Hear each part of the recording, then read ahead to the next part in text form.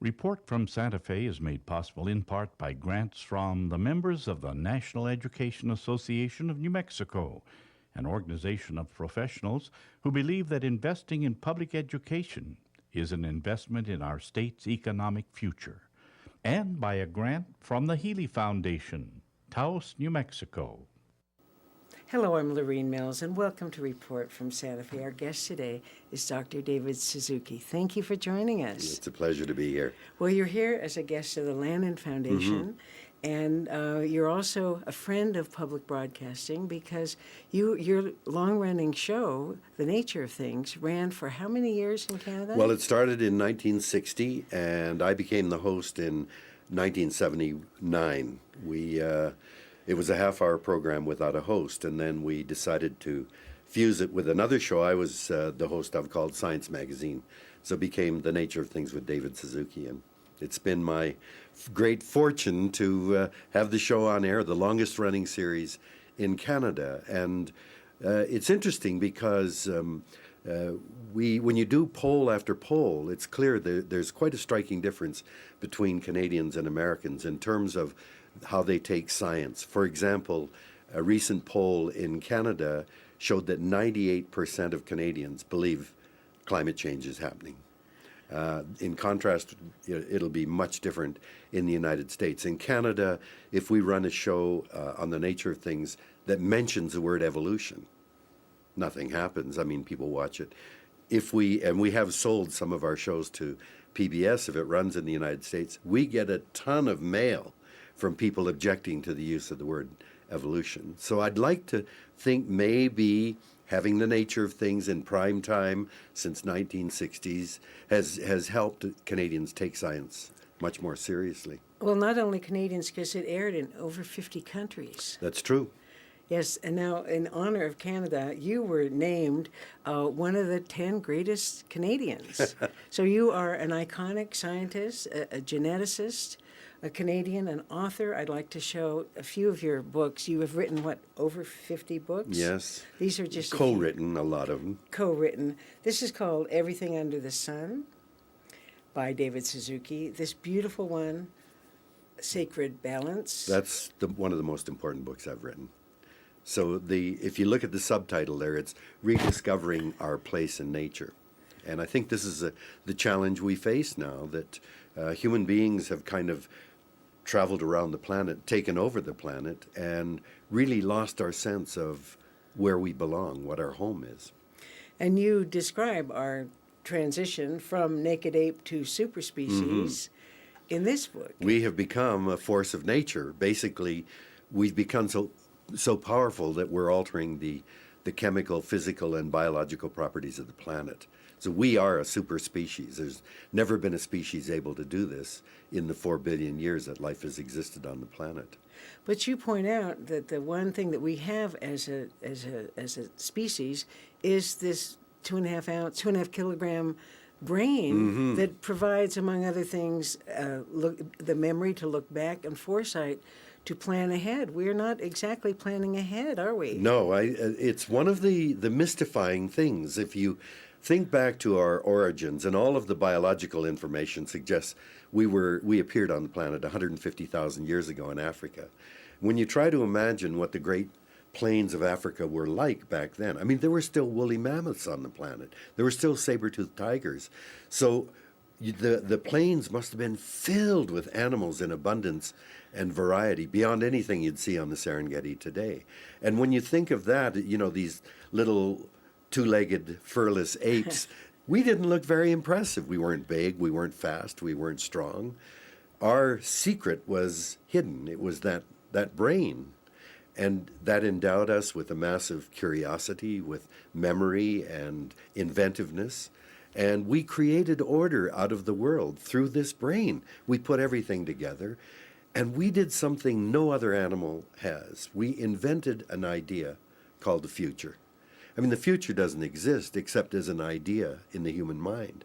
And because we invented the notion of a future, we're the only creature that can say, gee, I learned from past experience, and if I look ahead, I think it's dangerous to go that way, but down here we might find something good to eat. So humans were constantly calling on their experience and knowledge to make decisions to avoid danger and exploit opportunity.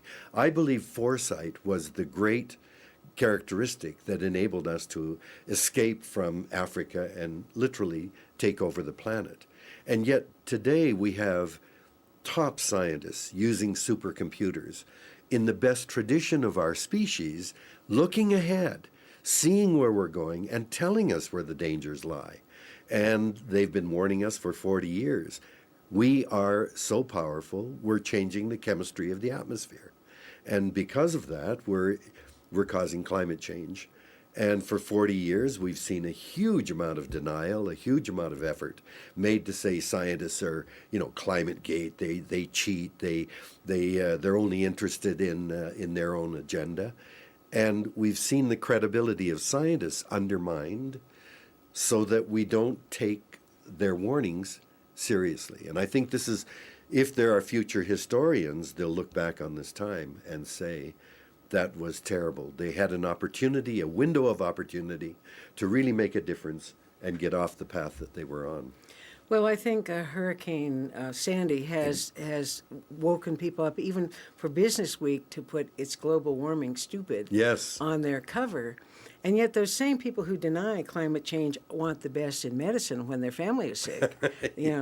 And we have, from the National Weather Service, the scientists there gave us such good predictions about where the hurricane was going to hit, that we saved many, many lives of property. And yet those same people will deny the longer prognostications of the scientists. It's the strangest thing. I mean, prudence would say that, if there's a possibility of a threat ahead, surely we ought to take that seriously and plan alternatives. I keep saying, if you took your daughter to the doctor, she was very ill, and the doctor said, gee, I'm really sorry, but she is very ill, and there is a tiny chance that if we perform heroic measures, we can save her life.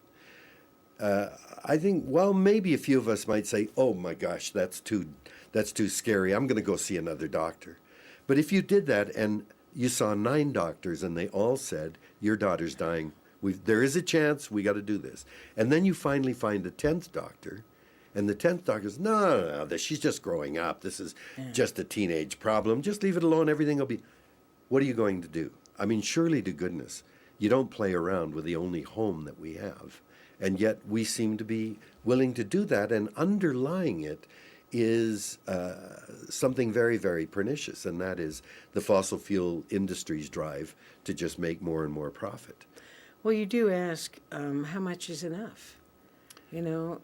We are so comfortable in North America, Canada, and the United States, and there are places that don't have enough at all. And even someone has posited that perhaps because they know fossil fuel is running out, that they're going to try to make as much money of it as they can.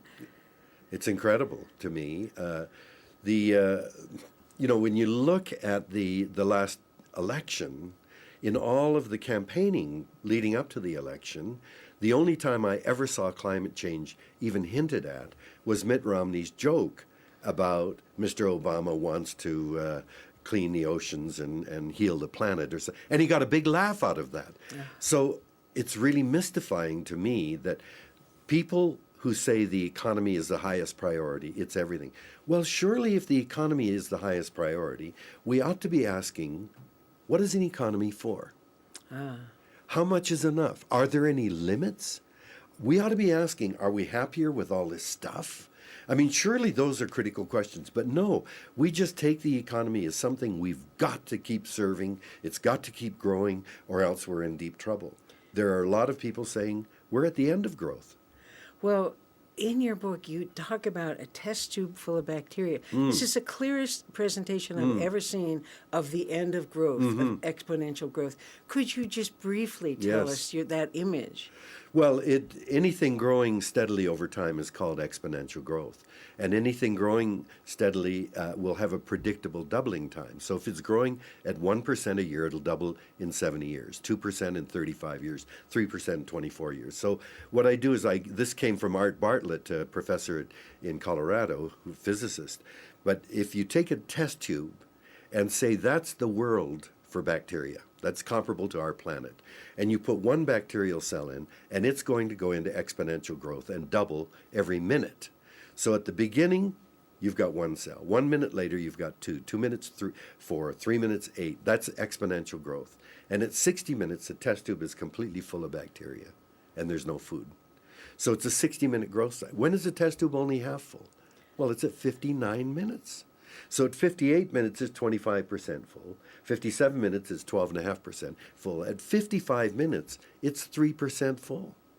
So if at 55 minutes, one of the bacteria says, hey guys, I've been thinking, we got a population problem. The other bacteria would say, what's wrong with you? 97% of the test tube's empty, and we've been around for 55 minutes. And they'd be 5 minutes away from filling it.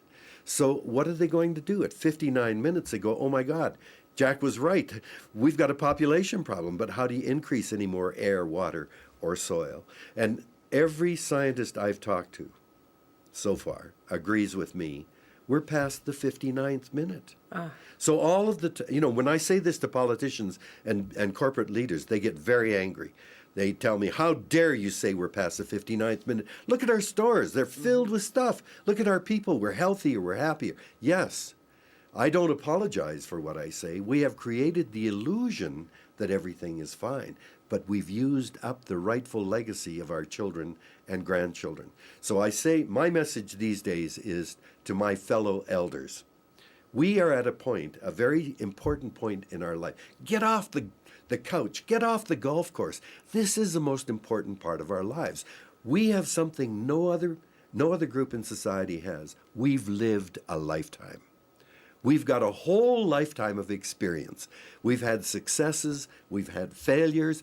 What have we learned from that life? Surely if we troll through our lives, there are nuggets of experience and knowledge that we must pass on to future generations. And one of them is, what was it like when we were children?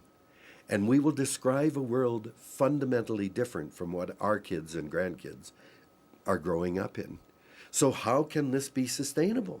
We are using up what should have been our children's right to enjoy and experience, all in the name of economic growth. We're past the 59th minute. Well, you have put these thoughts and more in this beautiful book called The Legacy, An Elder's Vision for Our Sustainable Future. And this is also, you have a wonderful DVD called Force of Nature. Actually, it was about you, the David Suzuki story, where you boil down what you've learned in this life that includes things like the 2009 Right Livelihood Award. You got the Alternative Nobel Prize, UNESCO's Kalinga Science Prize, UN Environmental Program Medal, 27 honorary degrees, the Order of Canada. So you are an elder, but you are a very accomplished elder, and this is your legacy. Tell us more from that lifetime of rich experience that you think that we need to know. Well, I like to use my father as my reference point. He was my great elder and my mentor, and in 1994, he was 85, and he was dying of cancer. Fortunately, it wasn't a painful type, but he knew he was dying. He was completely prepared for it. And I moved in to live with him in the last month of his life. And that was one of the happiest times of my life with my father. We just talked and we laughed and cried. And you know, the thing he kept saying to me, David, I die a rich man. He was never a rich man. But in all the time I spent with him, he never said, David, do you remember that closet full of fancy clothes? Do you remember that big car I bought in 1988 or the house we owned in London, Ontario? All we talked about were family, neighbors, and friends, and the things that we did together. And for my father, that was his wealth, his experience with other people and doing things that mattered to him. We've got off on this weird tangent that having stuff having bigger stuff, more, the latest gadget, that somehow that's what happiness is. And what I learned from my father was that's not what life is about. And as you approach the end of your life, those are not going to be the things that you say, wow, am I ever glad that I was able to afford that. It's about people and our relationships with people. And that's the message I'm trying to tell. You cite those honors. Those were all total shocks to me because I never set out to look for recognition or honors. They just accidentally came my way. But I have learned through my life that money and stuff are not what are the things that give me joy in looking back, that I'm proud of. Those aren't the things that matter. Well, one of the things that matters to me is you have a daughter, Severin Suzuki, who in 1992 addressed the United Nations Earth Justice Conference. She was 12 years old. Yes. And I think on YouTube it's gotten over 2 million hits. 25 million. 25 million hits. Yes. So here is this incredibly centered, wise 12-year-old talking to the delegates about a message from the future, from the children of the world. Coming up here today, I have no hidden agenda. I am fighting for my future.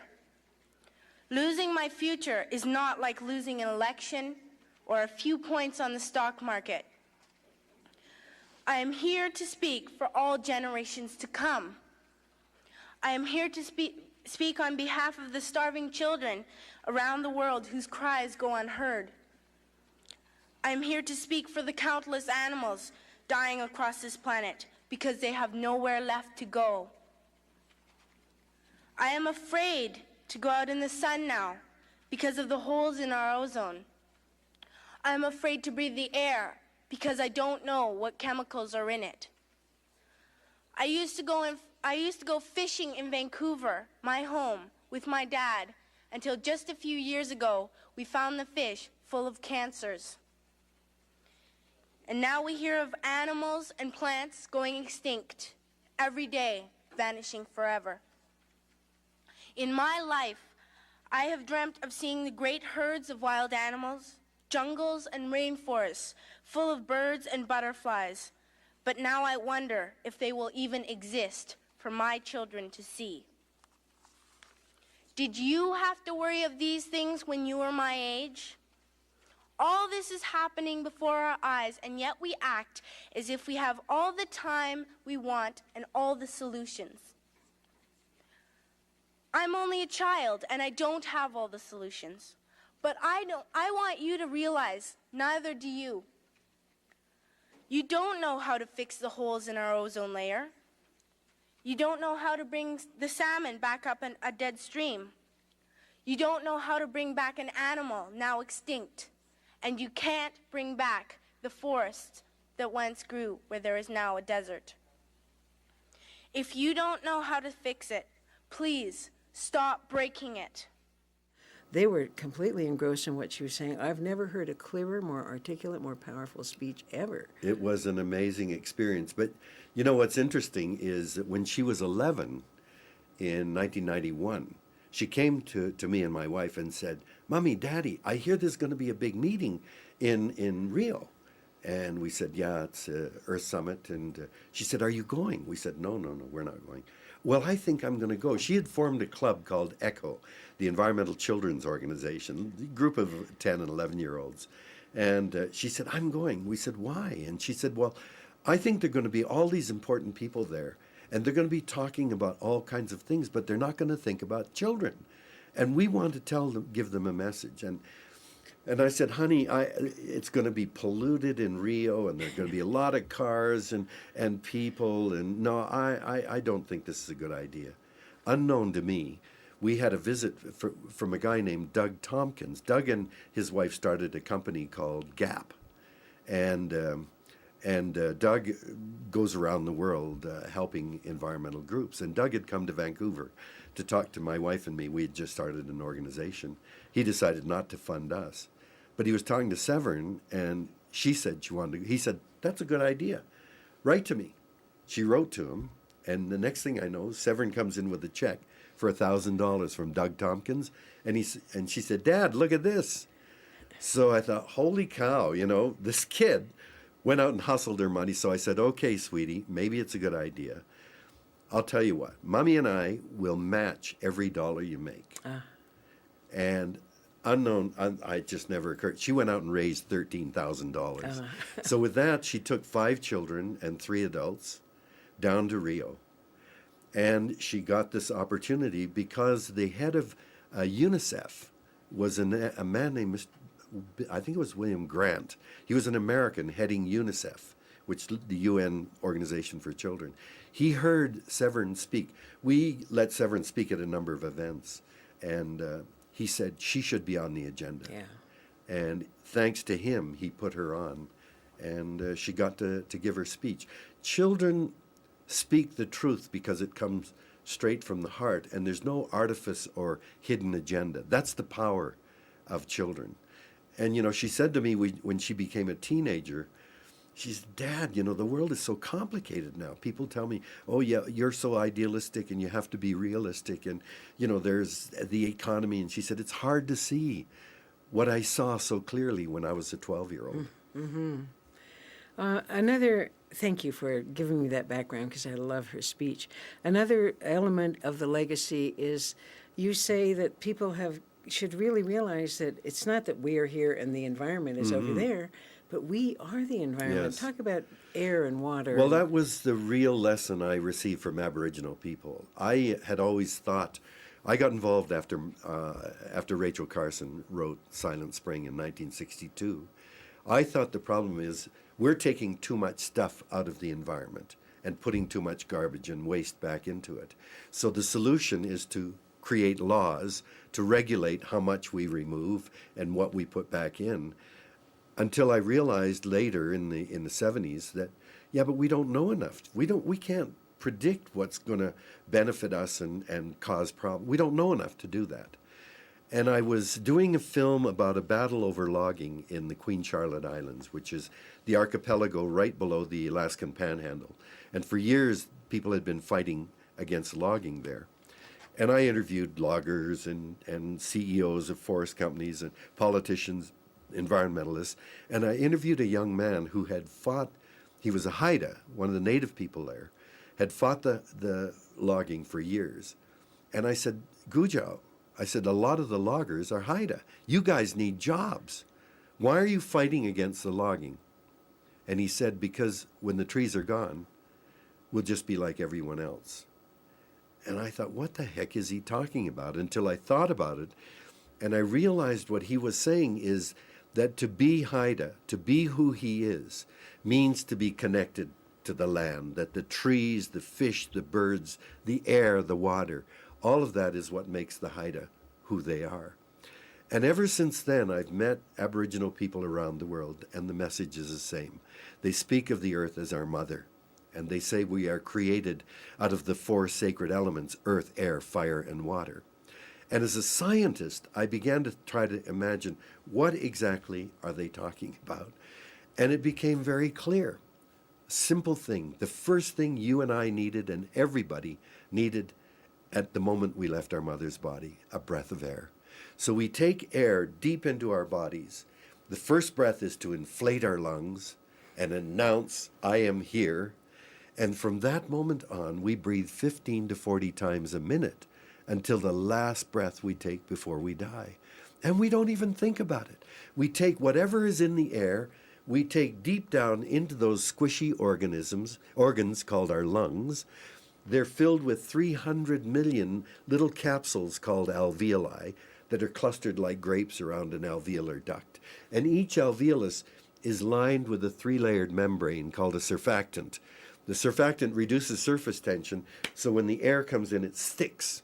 And instantly carbon dioxide rushes out of our bodies. Oxygen rushes in. Hemoglobin molecules in red blood cells grab onto the oxygen. And with each beat of our hearts, that oxygen's pumped to every part of our bodies. When we breathe out, we don't exhale all of the air, or our lungs would collapse. So about half of the air stays in our lungs. So the point is this. You can't draw a line and say air ends there and I begin here. It's in us, it's stuck to us, it's circulating through our bodies. So the point is, we are air. We're embedded in a matrix of air. And of course, you and I have been talking now for 10 or 15 minutes, and the air coming out of our noses is mixing through convection, and what was in me is in you. There's a wonderful thought exercise an American astronomer, Harlow Shapley, did years ago. He said, what happens to one breath of air? Well, how do you follow a breath of air? 98% is oxygen and nitrogen. You breathe it in, oxygen, nitrogen go in your body. When you breathe out, a lot of it doesn't come back out. But 1% of the air is an element called argon. Argon it's chemically inert. It doesn't react with anything. You breathe it in, argon goes into your body. Breathe it out, argon comes out. So argon's a good indicator or marker of the breath of air. How many atoms of argon in one breath of air? He calculates 3 times 10 to the 18th. That's 3 followed by 18 zeros. So that's a lot of argon. So if we follow one breath coming out of your nose, then within minutes, of course, we're breathing gazillions of argon atoms from that one breath. But of course, a door will open. It will eventually cross Santa Fe around the world. And according to Shapley, 1 year later, wherever you are, because air is a single system, every breath you take will have about 15 argon atoms from that one original breath you took a year before. So on that basis, he calculates every breath you take has millions of argon atoms that were in the bodies of Joan of Arc and Jesus Christ. That every breath you take has argon atoms from dinosaurs 65 million years ago. That every breath you take will suffuse life forms as far as we can see into the future. And we're going to have to shorten our breathtaking because we're almost out of time. Sorry. No, it was beautiful. Would you tell our audience what you think we need to know, what we need to do in the minute that's left? I think we have to re-embed ourselves back into the natural world and realize we're not in charge, that we are utterly dependent on clean air, clean water, clean soil that gives us our food, photosynthesis that captures the sun's energy for us. Those are the things we can't live without, and yet we are trashing them as if there's no consequence for us. We are biological creatures, utterly dependent on these things for our well-being. And thank you, David Suzuki, our guest today. Of all these books, this is the one I love the most, The Legacy, and I really appreciate your taking the time to be with us today and report from Santa Fe. Thank you very much. And I'm Lorene Mills. I'd like to thank you, our audience, for being with us today and report from Santa Fe. We'll see you next week.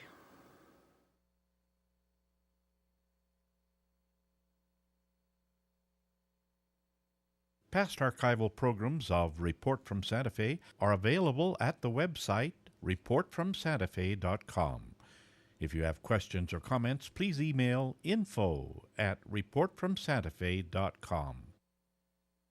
Report from Santa Fe is made possible in part by grants from the members of the National Education Association of New Mexico, an organization of professionals who believe that investing in public education is an investment in our state's economic future, and by a grant from the Healy Foundation, Taos, New Mexico.